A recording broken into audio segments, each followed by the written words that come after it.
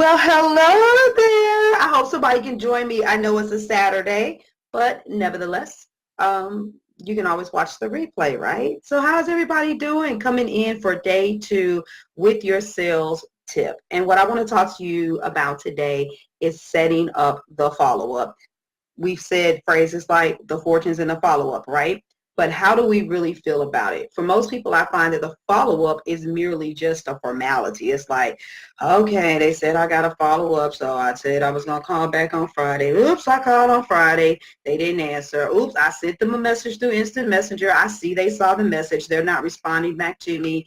Or now they're not seeing the message at all. Hey, because they're just, they're deliberately not looking at and they looking at your message and they saw the notification. So when it comes to sales, doing the follow-up call, most people hate it. But if the fortune's in the follow-up, if we know it takes about 7 touches for someone to purchase from us, you're going to have to do it. The problem is most of you guys, you don't set up the follow-up. Here are a couple of things for you to take into consideration. And for those of you that have read the post, I want to make sure that I really make this crystal clear. For a lot of you, what you do is you say, oh, okay, I made sure at the end that I told them all the results that they could get, how much money they were going to make, how it was going to improve their social media brand, how long it would take to get their campaign done, how they would be able to make more money with their email list, their website would be stellar. Whatever the result is, I made sure that I stressed that. And then I even said, let's set up a time and talk. And they were like, yeah, maybe we can talk on Friday. A lot of you, you're kind of like, there's nothing that's specific. There's nothing that's etched in stone. If it is etched in stone, you're letting it be known that you're going to reach back out to them. Or the fatal flaw is, okay, well, you said it's kind of sounded good to you, so just get back with me when you're ready. That is not the spirit of tenacity. That's not the spirit of faith. That doesn't show that you even had a very firm connection in yourself when you're saying to someone, okay, well, you get back with me when you're ready. There's this entitlement mentality, like, oh my God, I just gave all of this value on this call. I just told them about 50 testimonials of all of these great things that I've done for other people. I just walked them through my entire process and told them how I'm going to flip their brand, their notoriety, their following, all of these things in as little as, 3 months, 45 days, and 6 months, next year, whatever it is that you've promised. You said those things and there was absolutely no connection. Following up feels good when you know how to set up the call in the first place, so that the individual's mind is like, man, whatever they're dealing with, perhaps it's money, perhaps it's timing. They're like, how am I going to work this thing out? Because I got the feeling in this call, this person was so bent out of shape about helping me get my desired results that I got to reach back out to them.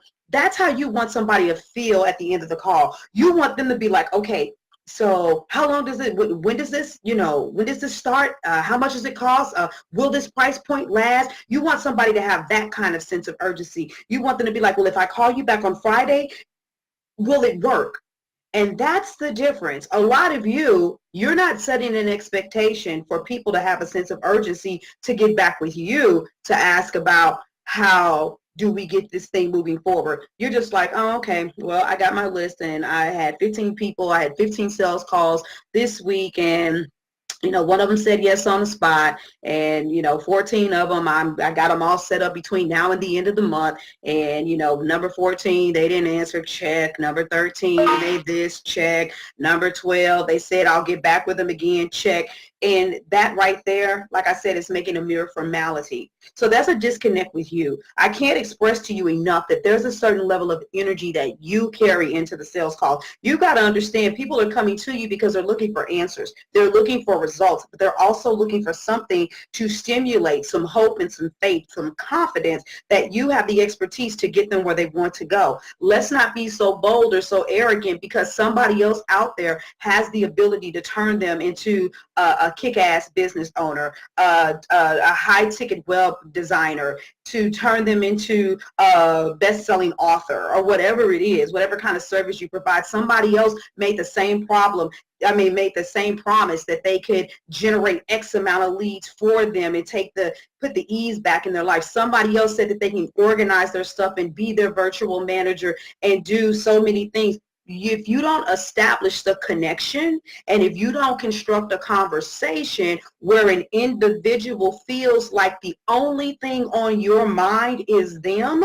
you will not be able to set up the follow-up. So you have to ask yourself, at the end of the call, did I really spend a lot of time making sure they understood how I could serve them? Did I spend a lot of time making sure that they knew that this was a limited time offer? Did I kind of leave it in that space of, okay, well, we're going to talk about this later, as opposed to, okay, you know, I'm ready to do this thing with you. Let's make sure that we don't miss this window of opportunity. Where is that spirit at the end of the call? If you don't set that up, then more than 50% of the time, you're not even going to speak to the person again. And you're not going to be able to get your 7 touches. Why? Because the person's going to unsubscribe. Why? Because they're going to unfollow you. They will block you. They will ignore you, just totally ghost you. And that is not the way that sales should feel. What's the point of having 1,000,001 sales calls if the only thing that's going to happen in the end is that you have a check-off list? There has to be a spirit of camaraderie that's cultivated in that call, that you are only thinking about one thing, and that's serving them. So there's some other things that are missing in this, right? And those tips are going to come throughout the month while I'm discussing these over the next 30 days, is what do you do so that you can get out of this habit? I'll use this as a quick example before I get off of this video. I had a woman that talked to me, and first of all, it was just supposed to be a connection call, but I'm used to the platform LinkedIn.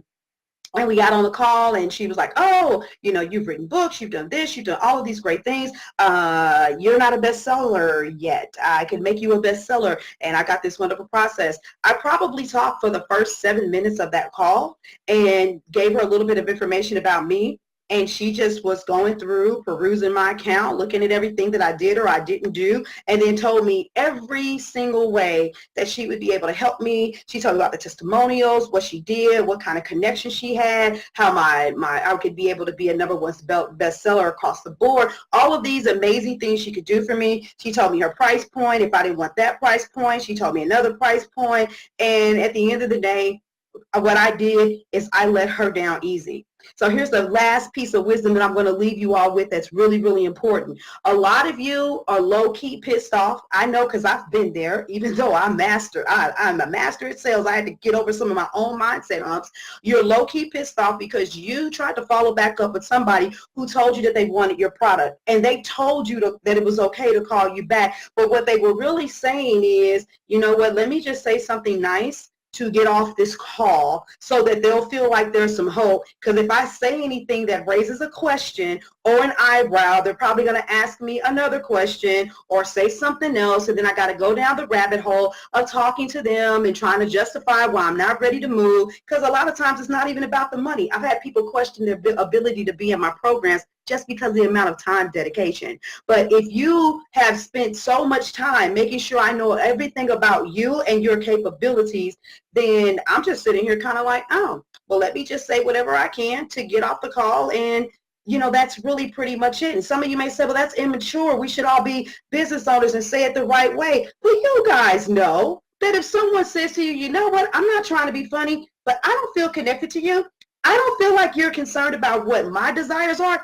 I don't feel like you really want to serve me, so I prefer not to work with you. Then you know that you will get defensive. Your conversation will convert to, well, if I wasn't interested in helping you, I wouldn't have reached out to you, or I'm doing this as a dual effort, or okay, I'm sorry, hang up the phone, or, you know, get off and maybe go rattle off a conversation with one of your girlfriends or another colleague and say some unnecessary stuff instead of dropping it down the drain. You wouldn't have taken that and been extremely introspective and said, wow. So a lot of people say you can call me back, but they don't want you to call them back because they never felt a connection in the first place. So before we get low-key upset because people seem to say one thing but then they don't follow through, then you have to go back and say, well, what about my engagement with them wasn't contagious? So that's it for your sales tip for today. For those of you that really, really want to go deeper with this conversation, I'm going to put up a link for you all to come into a group called Business Mastery, where I'll allow you to discuss this further with me and for us to have a conversation information on the other side, because sometimes we just want our stuff to be a little bit more private, right? And we want to make sure we're around like-minded individuals. So thank you for your time today. I hope you enjoyed your tip. You all have a wonderful day. Deuces.